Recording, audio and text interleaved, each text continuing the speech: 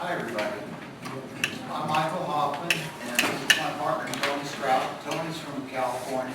I live in Gulf Shores, and we appreciate all of you coming out today and giving us a chance to share with you some ideas and thoughts about the Hamilton Meeting Center. And we think about this as kind of a listening tour. We have our ideas, and we're going to present the graphics and sort of give you some ideas or cartoons and how things might look. And then after that, we have some other ideas, and talk to some of you here. Tony, will you hit my next slide? Yeah, you know what? I'm going to pass out some of the same things we're going to go through here. Unfortunately, I only did up like 25 of them, and we've got a few more people than that. And if you want to put down your email address, even if you take one, I can email you a PDF of the presentation as well. So I'll leave this, and you can pass down if you want. And if you don't, if you don't think you need one, just let me know. Otherwise, I'll just.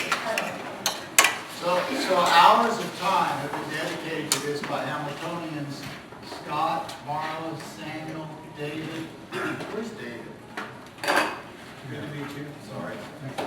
And Bradley Stewart, Susan Burrow, Ed Minner have just put a lot of time to help us think about this and what goes into it. We appreciate the help with that, because if it's going to be a community center, it has to be about us. It has to be about here. Our themes in the Hamilton Meeting Center is inherent to the nation.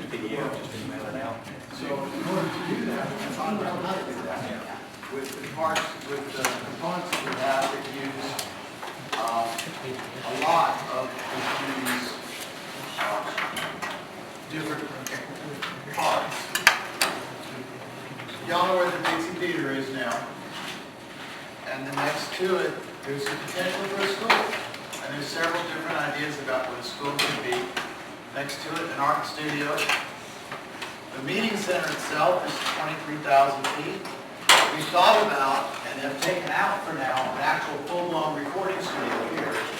But a recording studio is a full business. And it would take a lot of conversation to make sure that that actually makes sense, because they're very expensive and they have to be done right to have value to people.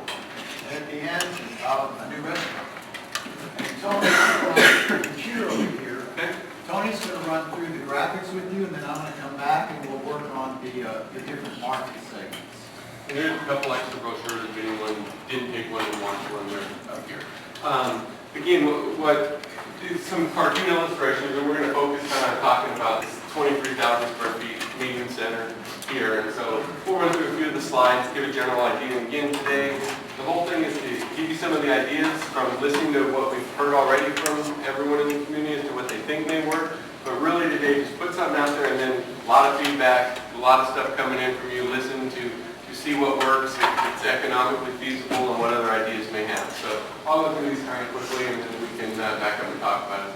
Again, this is that same center, and we just put in a layout. It can be numerous different ways of laying out. What this is here shows you the grand open space. We can have large meetings, exhibits, and then some breakout, smaller conferences, meeting rooms, smaller exhibits. You can have movable partitioning walls. You can open it up. Just a general idea. And as Michael flips to a couple other views, again, it's an overhead view, but first, I should have started with two. You know, Michael and partners on this center, and a lot of it was me as to why it sat there this long in the state that it has.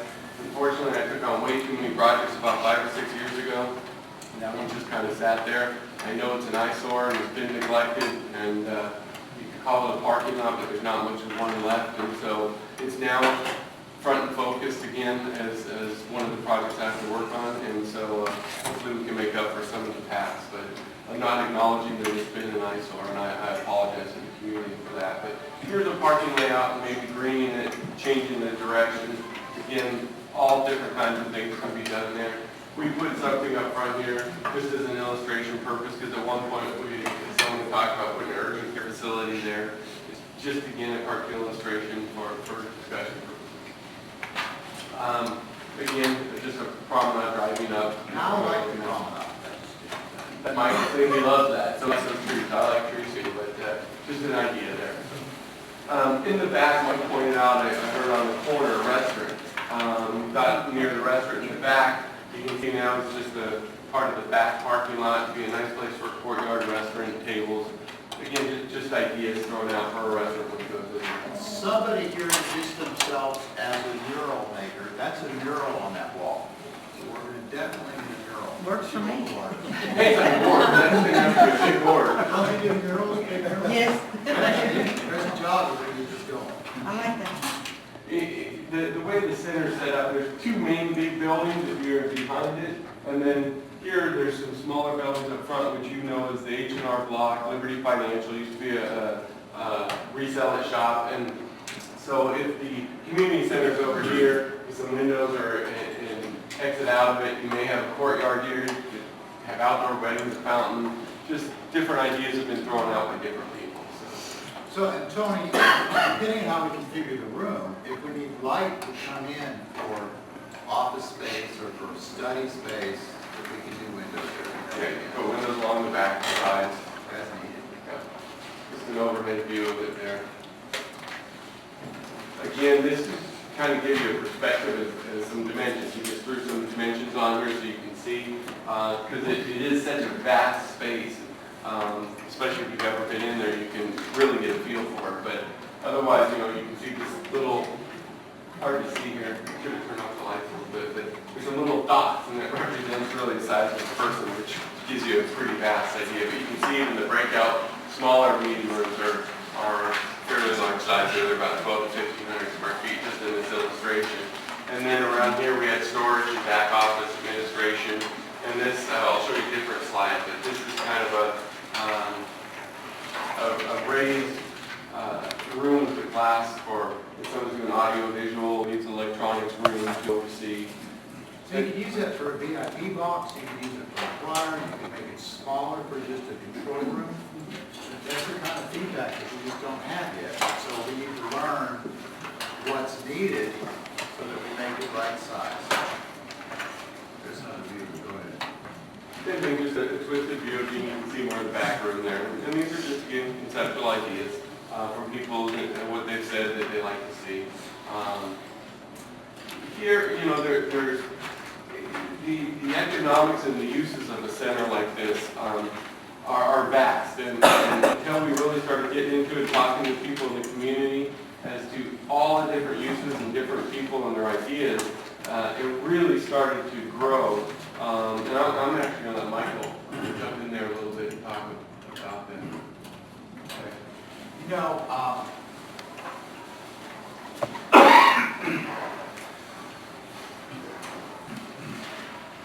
Marla, maybe you can help us a little bit with what kind of chamber events you think could be used with the community center. Just kind of just two or three of them. We're going to sort of do a little. It would basically depend on if you were looking at a full-blown event or just doing like, chamber, board meetings, that type of deal. I mean, we could go small, we could go large, we have seminars, typically quarterly, so, Yeah, you know that what's everybody wants a meeting center that's nice, and the trick is to find a way to pay for it and to have it be useful for the community. So this first part, and Susan was very helpful, and I'll ask you to talk a little bit in a second too, a little bit about this. I told her I had 15 different segments, and she said, wow, that's too many. So we'll have to kind of make this more user-friendly and group these, but we talked about some ideas. Susan, can you kind of recap some of the ideas that we talked about on the phone? Maybe.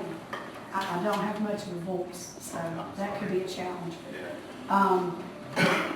You know, one of the questions for really active theater arts program at the college, which we don't currently have. We also in the past had looked at some commercial music or production or some of those types of courses.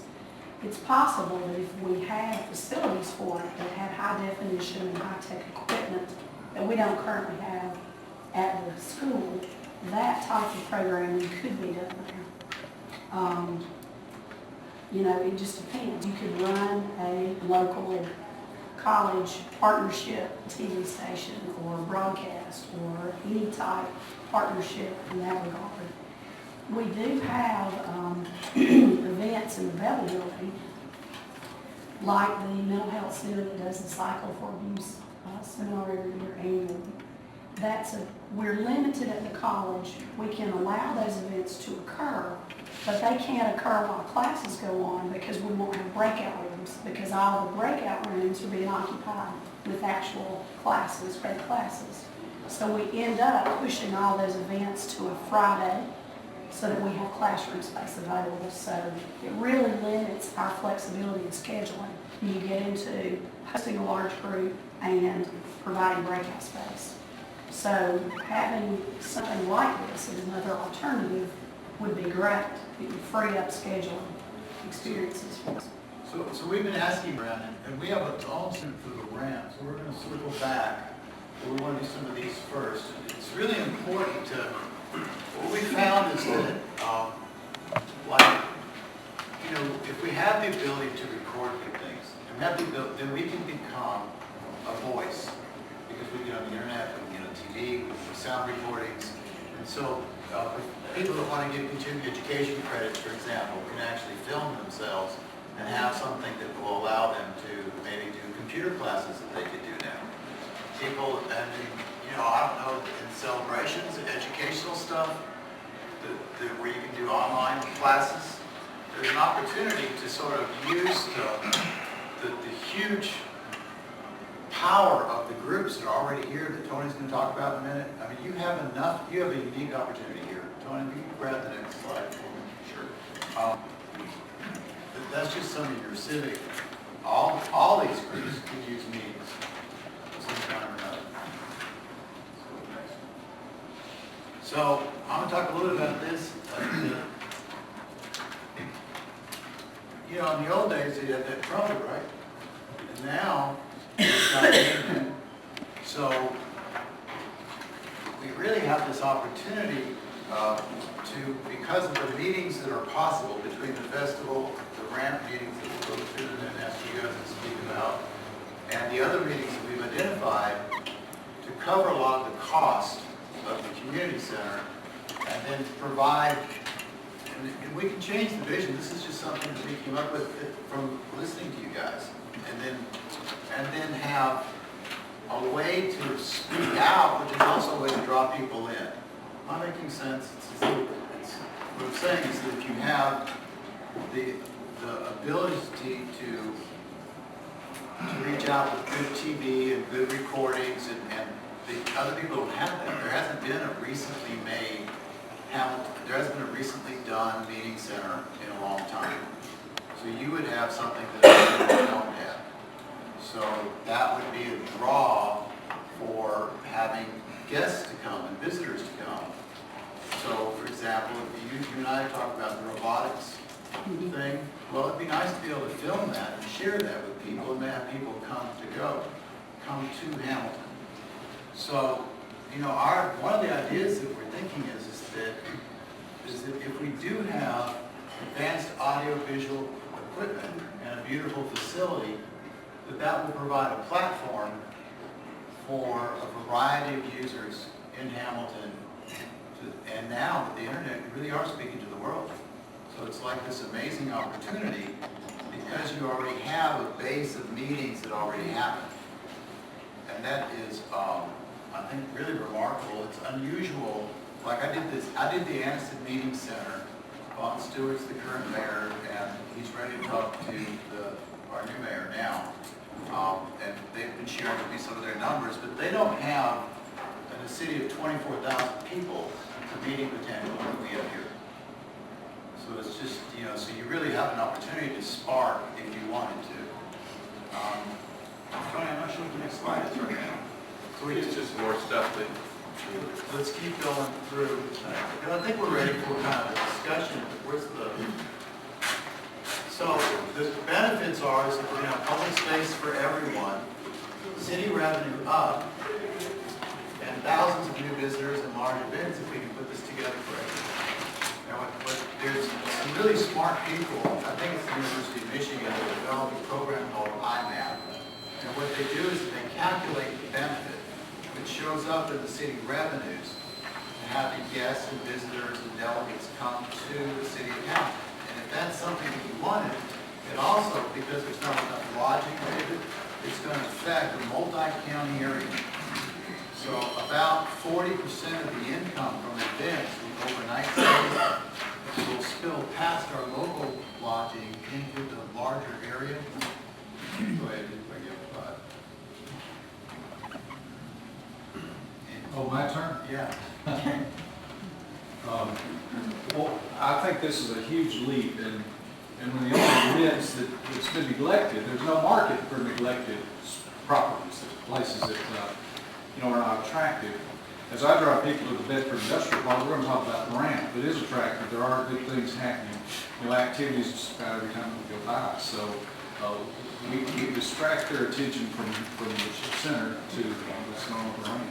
But it's just an easy pick when you see that here's something positive, here's something that's not so positive right now. If you can take it to the point of attractiveness, that there are activities planned and are underway, and that you have these partners working with you to make it a positive example of development in this community, then I think that just builds on itself. So whatever the use is, if we find one, we have owners that are willing to invest and partner with folks that are willing to come forward and use it, and then I think we've got something really good. And this community is going to grow, and it's moving in the right direction, and this is just another example of sort of creating momentum that we want to move forward. So I was really pleased to talk to Michael about this, and I think that it really does have potential, and it's just a matter of sad and old and ugly and disrepair. There's not much traction. If you do some of the things that you've seen, that are just renderings or just ideas, but if you do some of those things, then you are going to create a market for that. That it will be the thing that we begin to talk about. On this side of the street, you got the ramp. On this side of the street, look at what they're doing over here with this center. And it'll be a huge plus for the community. Let me show you, some of you may not have seen this. I went on this website. I can't see that, my glasses don't. Yeah, if you look at your, can you dim the lights a minute? So 1 second from the left, that one. Are y'all aware of how many people are coming to the, does everybody know how many, Karen, if you don't know, I'm going to go on the spot. How many employees, people do you employ in Appleton now? About 35 full-time and then probably 100 volunteers. And in terms of just, this is not unusual at this kind of meeting to have. What that slide is in Chattanooga. There's about 8,000 people there. That was 2 years ago. And the reason, again, the reason we went to Chattanooga was that we don't have a meeting space big enough here. So our growth has gone faster than our building. So anyways, so that's what you saw. That's a meeting space of about 8,000 people. So anyways, So, well, I guess, Tony, if you don't mind, we talked about, Marla, thank you. Can you talk a little bit about how this could work with the form, kind of do that a little bit? A community meeting center is, obviously everyone expressed great, but, the problem with the city and the community meeting center is the affordability of it, and having a small community support any community center, let alone a really nice, large, beautiful community center with the newest technologies, usually is cost prohibitive.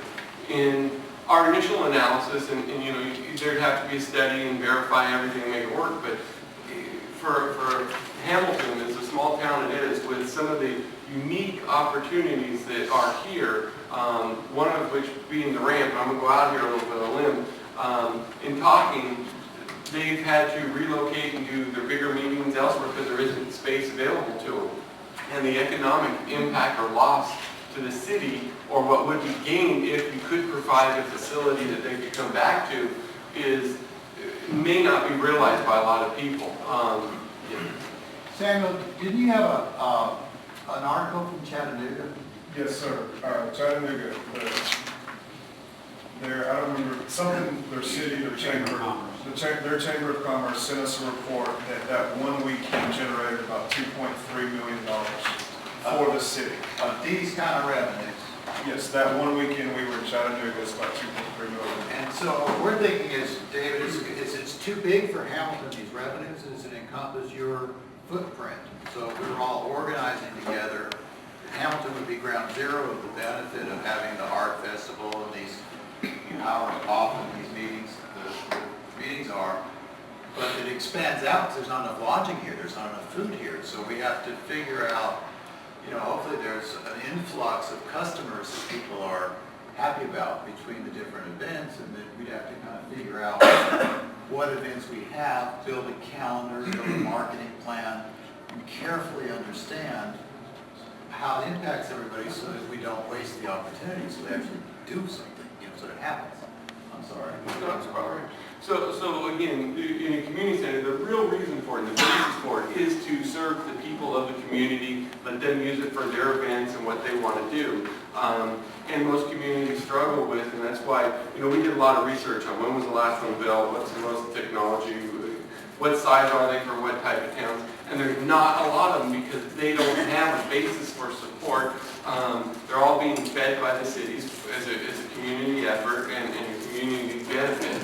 But in this particular town of Hamilton, with some of the things, if you can build a place where you could have the ramp bring some of those events back, that alone, in their few days a year they would use it just for those events, economically it appears that it would cover the center so that then the rest of the year and the rest of the time, all of the members of the city get to have their community center, and not just a community center. This is going to be an unbelievable place.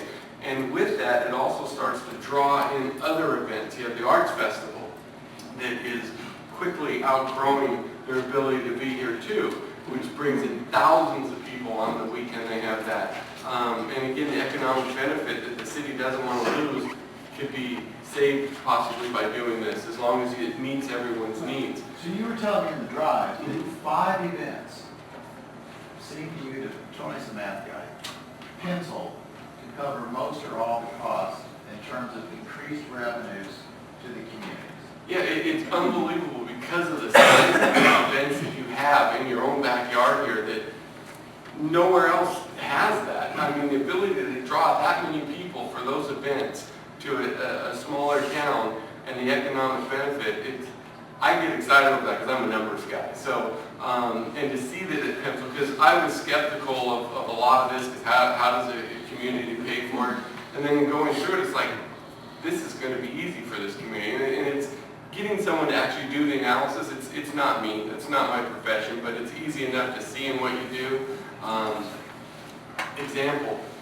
I mean, the numbers are staggering. I'm from San Diego. I'm a California guy, but our city right now in the convention center is about to spend an additional $580 million for its 3rd expansion because they want to keep the Comic-Con, which is a 4-day event, and they're going to incur that. It's a comic book thing where all the people with comic books and films and stuff come, but they come in and they bring in tens of thousands of people, and the economic benefit there is it's in the multi-millions of dollars, and so they're negotiating with them for a long term to continue there. But we'll have $1 billion in our convention center. It's a bigger town, obviously, but again, it's the tourism that it brings in, it's the dollars that go through the economy, and it's a calculation. But this slide here was just an example of what tourism dollars do, and this one I think was of Nashville, which it isn't the same or the same percentages, but we did a little quick economic benefit with even just having the 5 events here,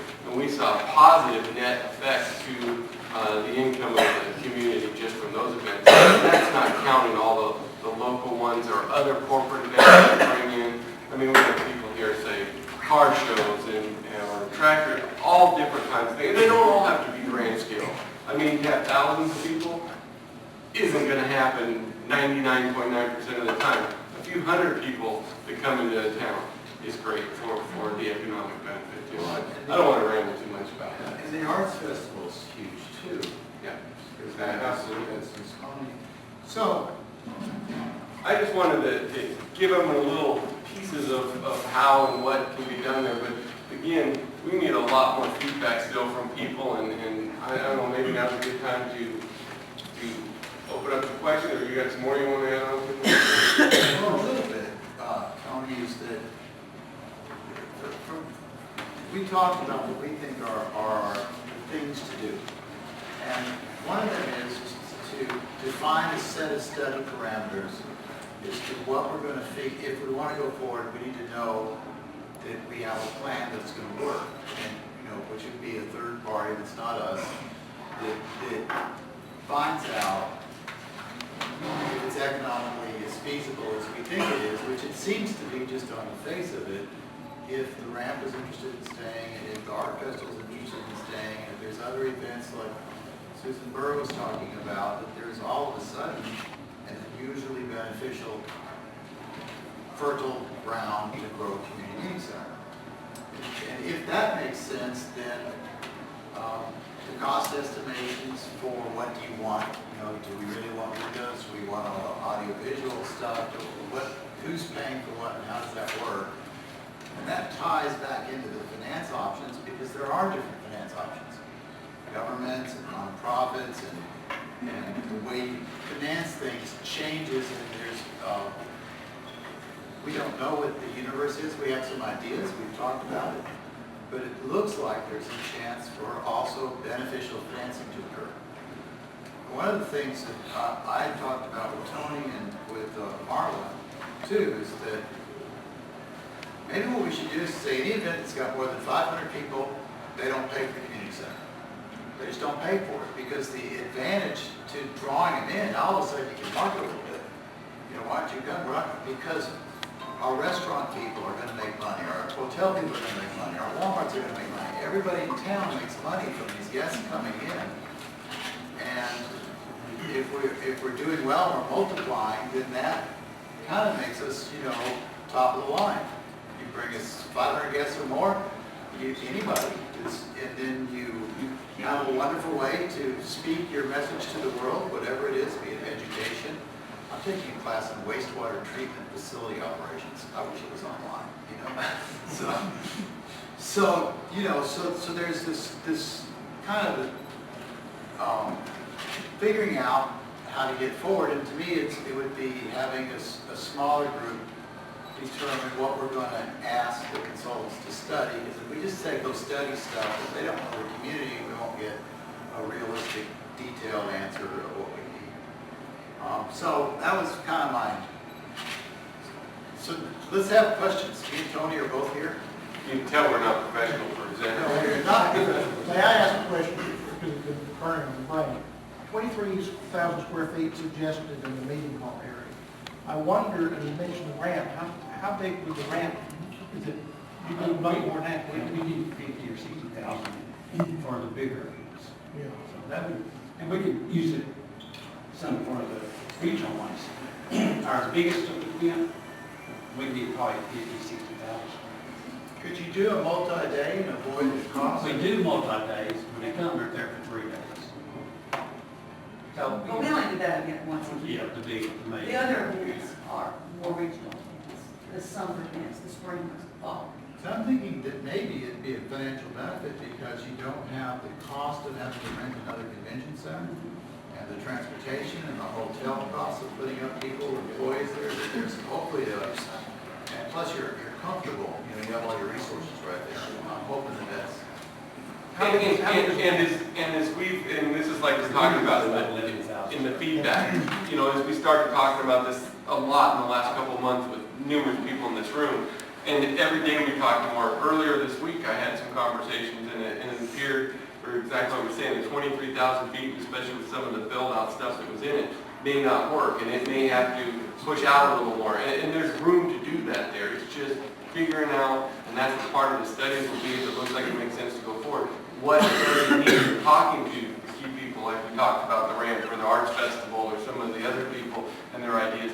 How much space do you need to do? But capturing those events is going to be crucial, in my opinion, to make it economically feasible to do this. And so if it's a little bit bigger, it needs to be a little bit bigger, that's what it needs to be to capture that, because that's your core basis that I believe is going to make it work, which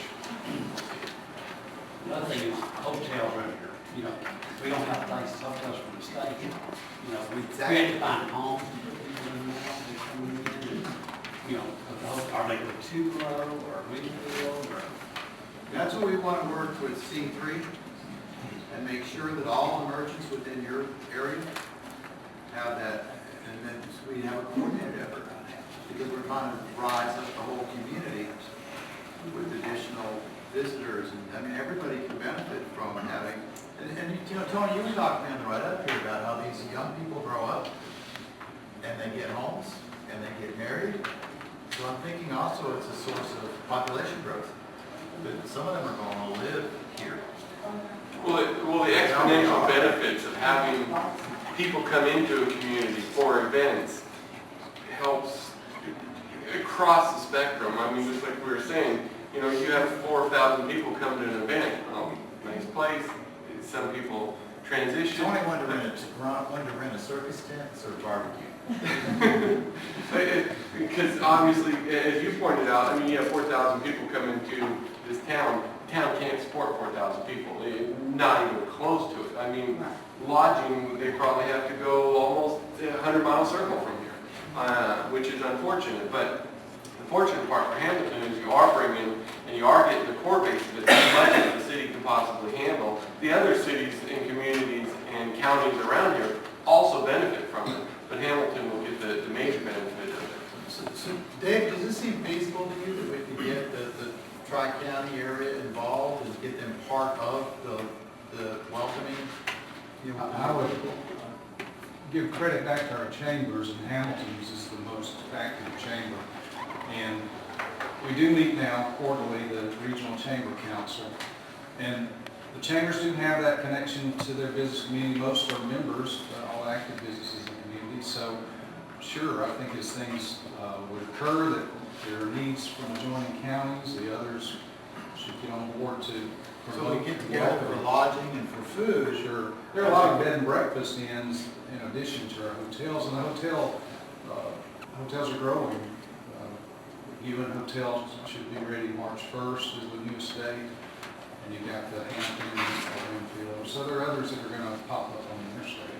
Again, it's not ideal to obviously have 4,000 people in a small town, but if you have that opportunity to have it, it's not ideal for the people having the event, but it's fantastic for the community itself. So if someone will come with that type of an event and deal with what they know they have to deal with, which is the hotel, the lodging, the food, etc., that has to expand out further than they would normally want. Well, same with the festival too. That's the only other one we've identified that's got thousands of people, but that's the planning, Susan, that we were talking about, is that we have to plan for these things as a community and say, okay, we want a community meeting center. Is the benefit of having all these people enough to and the new sales coming in and the new lunches that we're selling and then whatever. I mean, people have to spend money when they're out of town. Is all that goodness, is that enough goodness to justify really strategically planning how to handle the inflow of people? I'm thinking that the merchants will be behind it because they have new customers. You know, that they're like, wow, I need new customers. And they're not having to support them with infrastructure, with water and sewer and policemen, and you know, they're not having to do that. These are good revenue sources that don't strain the city's budget as much as having other things. Besides cost, there's another 600-pound gorilla in the room, Which is? the parking lot. That is, people in this town have been talking about it for some time. It is now it's really considered a safety problem. It's terrible. It is terrible, and it also is thought to be a distraction for people that come in to look at industry. That it would be, it just is not good to bring people downtown to see that parking lot. Plus, you have people that do come out of town from the grant, but that parking lot's covered with people from grant visitors every other weekend, not all over the United States. You have people coming in from out of the county even to come to the movie theater, and they're having to navigate in the dark these holes and ruts, and I think people in this town might want to consider that part of the down payment to see that parking lot done because they're concerned. Yeah, there's just two stages that we've talked about solving the parking lot. We agree that it's terrible, and we apologize as well. It is terrible. If we're going to do something like this, that's probably going to take some help from refinancing and some serious help, because this is, we're actually reconfiguring the entire parking lot and adding a green area to it, which I think is modern and what people want. You know, back when it was first built, they wanted to be like it was, but this is sort of, as the years have gone by, people realize they wanted their shopping centers to be a little softer, and it's not really just a shopping center now, it's a place where people go and eat. So if we can identify that and show that we've going along this path, I think that's one way to solve it. The other way is, Scott here? I haven't seen Scott. Anyway, we've been talking to Scott some about maybe some other options or things that we can do to help get the parking lot underway. But we're not ignoring it. We're right here. So, face up, we're not ignoring it. We want to fix it as quickly as we can. We have some options. We'd like to discuss some of those with the mayor. Would it cost a lot to landscape, what you're showing there, with some trees in it? It just kind of depends on how we do it, who we get to do it. You know, we have, the city of Hamilton's got talented people. So one question is that the kind of thing that we want, if we're going to turn into a city meeting center, is that the sort of thing that the local talented people work on, which would be as cheap as it can be done, or do we go get general contractors and we can spend as much? We have to just make some decisions about what's the best way to go forward. But we're not here to ignore it, we're here to address it. Okay, 3 or 4 years ago when I came and discussed this, the parking lot was in pretty bad shape. Yes, it It was. has sat this long and is in a blighted condition, and it is really hurting our town as it looks. Through these years that we've waited for you guys to come back, why could there not have been maintenance on that parking lot? So therefore, it wouldn't make that side of town look blighted or distraught businesses from coming into our town. Is it the financing Yeah, or what? yeah. Apology's not good enough. We need an answer. All right, I'll give you an answer straightforward. We had a certain budget to do the work on the property, and we had a windstorm and a big copper theft some Right. time ago.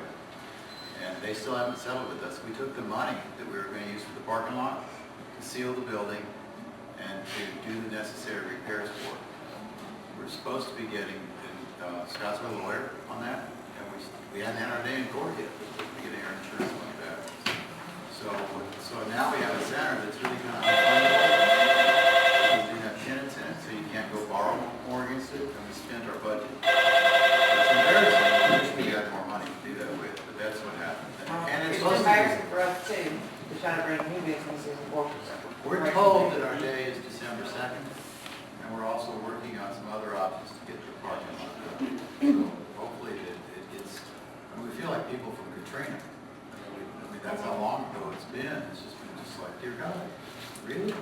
That's kind of what it looks like. Yeah, and that's how we feel about it, because Tony over here is the one that put the money in the project. And then when we spent the budget doing the repairs for the insurance, now he's stuck all these years. So he hadn't taken me out back and shot me yet, but anyway, so. Was it the storm, last year's storm? No, 5 years ago. 5 years ago. big fuck, yeah, blew, and then we, it blew over it was so strong it blew over the 30-ton compressor, caused damages. We had to redo the whole roof. And then the insides were stolen out. So Is it's a the lot of building- is the excuses. building We hadn't asked- repairable? Is the building repairable? Yes, Can it be repaired? yes. You had architect or somebody look at it to see if it's repairable or What part do you mean the repairable? whole thing. And do you have any idea what it would cost to do what you're presenting? I mean, any idea? The Yes. numbers? Yeah, we have some How ideas. many millions? Okay. Well, it depends on which space and stuff and what you do, but, yeah, so. Oh, here, I got one here, I think. All right. Well, roughly, let's take the 23,000 square foot space. Yeah, we have one of those. But to hire the architect, and I'll run through a list and then, wrong one, Michael. this one? Let me get my glasses on, that'll help you. Yeah, you know, let's say you take the 23,000 square foot space. You know, but you got to put ceilings in, you got to re-insulate, you need architects, you need electrical fixtures, flooring, furniture, basic, not new HVAC systems, lighting, wall covering, signage, staging, technology, basic technology. This isn't going to include super high tech. It's just there. Walls, doors, windows, general contractor, overhead, etc. You got about $800,000 just to bring that shell into a space. And then from there you get to add technologies and everything else. And that's just for the 23,000 square foot space. That does not address the outside. That does not address parking. I'm aware of the city received, or I actually received a letter from the Alabama Building Commission in 2007 stating that your building was in disarray. You had an architect hired that sometime before that. And that's Karen Ellinger in that group. And you fired that architect, and he went to the Alabama Building Commission internally sent us a letter of the condition the building was in. It's got some structural issues that I'm aware of. Through them, how are you going to address those issues?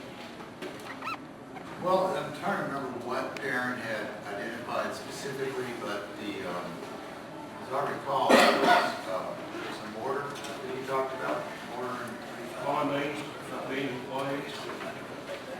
I believe it stated in a letter to the building commission that winds low as 40 miles an hour to take for the building. Well, here's what our plan is it in our budget? I mean, that's the other architects. Well, we've got different architects, and we've got architects for lighting, for sound, for building. So I think we had 60,000 in Kansas. Okay, so we have the money set in the budget to have Alabama licensed architects and engineers. There's no way that we want to put a bunch of people in a building that's unstable. Well, the first thing that's happened is you can't do anything until you have the architects and the engineers say everything's up to code and the structure of the sound. That's step one before you get the building construction started. Right. So we address those directly with architects and engineers. And I'd be curious to see that letter as to what it's addressing them to. it's been a while from that, seen the letters. Guys, it's a really interesting project because it's kind of a public-private kind of sort of arrangement. Do you have any projects that you've done with the other properties you have of this sort? Do you envision for the public space a long-term lease from the city? You know, you've already talked a little bit about the finances, but you know, facade and infrastructure, and audiovisual and landscaping, that could be, most likely will be millions of dollars. Normally, you guys with a strip center like that would lease to a shoe store or a theater or a restaurant. This is a little different. Do you have any models or paradigms that you use? Like? I personally have not done any community centers like that. Michael did the one in Anniston. So there's several different financing vehicles out there. Okay, there really are, and that's one of the explorations we want to do. The best one would be if we could get a new markets tax credit, because we're against the new markets tax credit census district, and that is the effect. The government wants to grow things, and that would have the effect of actually injecting government money into the city meeting center. Another way, there's different sorts of bonding issues and different sorts of responsibilities.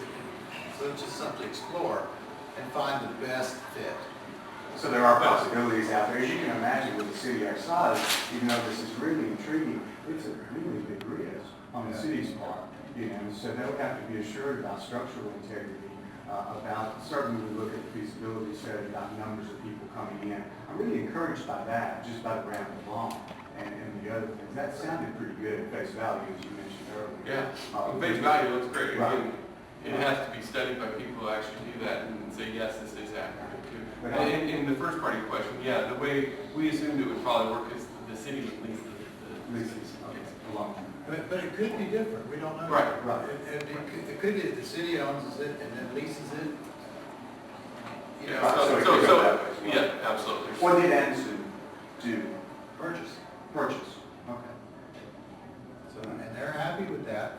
And it was, Anderson doesn't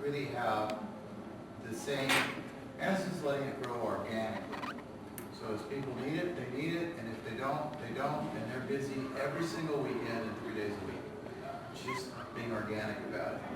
We're suggesting. But Aniston's too, most of, and correct me if I'm wrong here, most of what they're having there, it is the community using it. They don't have big conventions or groups coming in, so they're running it at a substantial loss, and they're okay with it. And we talked to the mayor just earlier this week. Never talked to the operator. The operator of it, sorry, excuse me, through the mayor.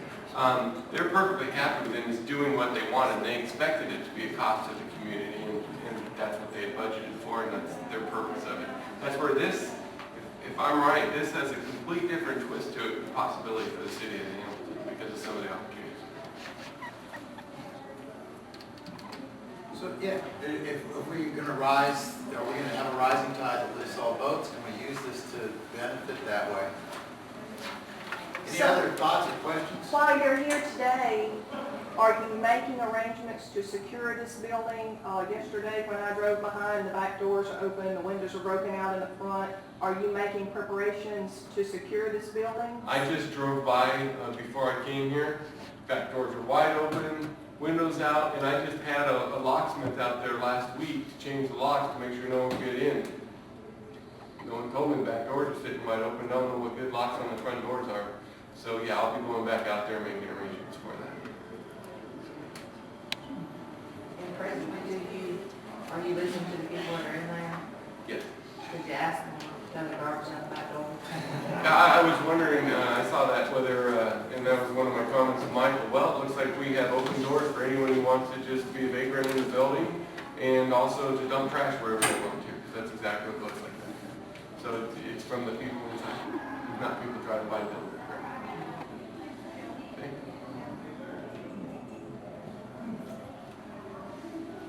For you guys, what's the next step? Where do you go to from here? Is the feasibility study yet? Well, it's talking to, you know, the city and you know, talking to the mayor and the council and see if they want to pursue it further, if they want to look at, okay, do we get a study? Where do we go from here? Or no, doesn't sound like anything we're interested in, then that's easy where you go from there.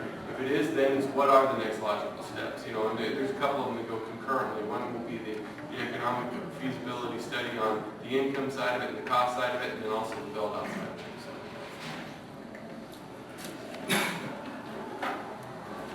Somebody's got to have more questions, comments, good or bad.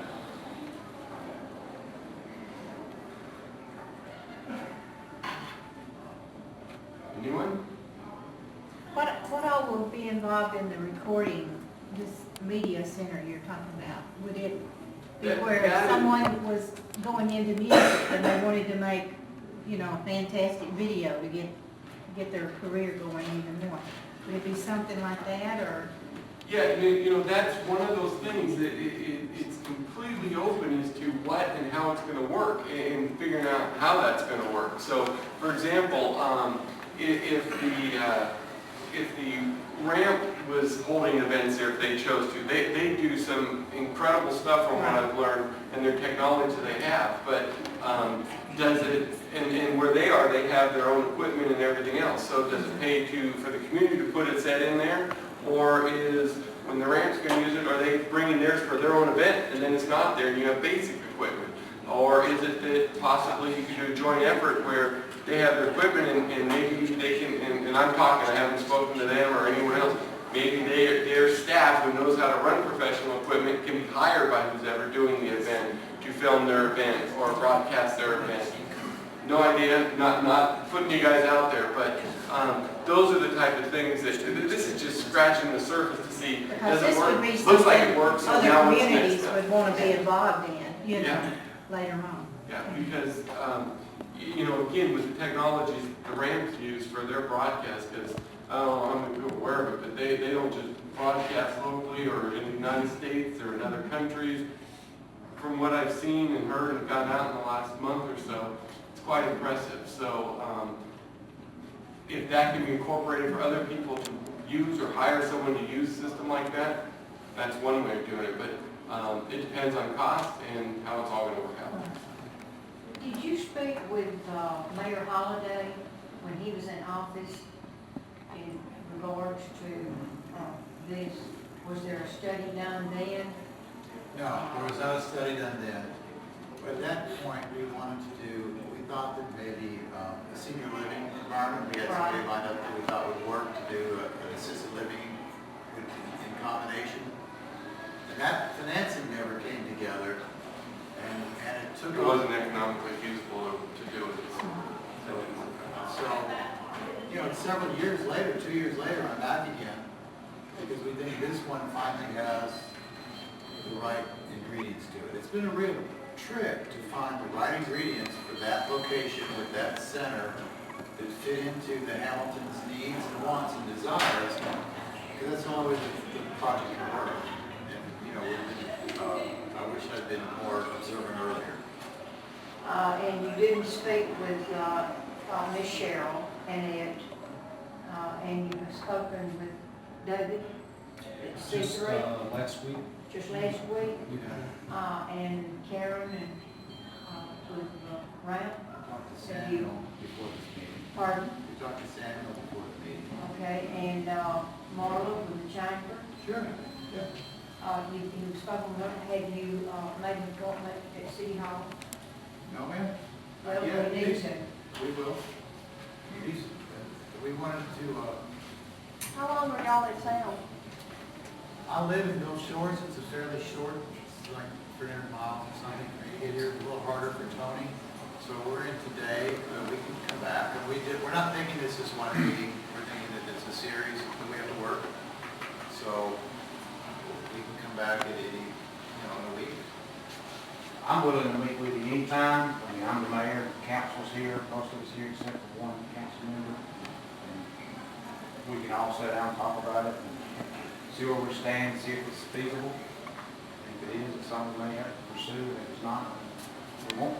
Great. That'd be We're very great. serious about renovating that area and enhancing it because it's an eyesore. It is an eyesore, we acknowledge that, we're not wondering what we're I talking about. know. We are, straight up. It's an embarrassment. So Mayor, the second week in December? Sure, just well, call and make sure, because we have meetings, I have some things scheduled all throughout the calendar, but just let me know, call City Hall, or I'll be there when we leave here, I'll go to City Hall. Maybe We can set a time up this afternoon for a couple of weeks from now. Okay, that'd be great, or even next week. It depends on Tony, if you're flying back in, I know you need a little bit of time, but for me, I don't need as much time. I can get here quicker. We just see, you know, like I say, if it's gonna be something worth pursuing, what's your ideas about the financing, who's gonna pay for all this, how much is it gonna be? I think that's critical, because if we. We gotta know. Yes, sir. And we also need to know, I think, where the revenues are. So I'm looking forward to having that discussion.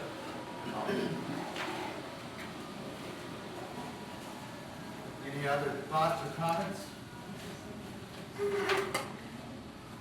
Maybe I should take that Toastmasters class, I've been thinking. Yeah. Well, I want to thank everyone for coming out today. I mean, incredible amount of people, and the amount of feedback we've been getting from people in the community has been great too, and I appreciate that. And we will stick around a little bit after the meeting if someone didn't want to speak out in front of anyone or wants to talk on the side. We'll certainly stay here a while and be happy to talk to anyone about any aspect of it. So I really appreciate everyone's coming out today. Thank you so much. Thank y'all. Yeah, you do.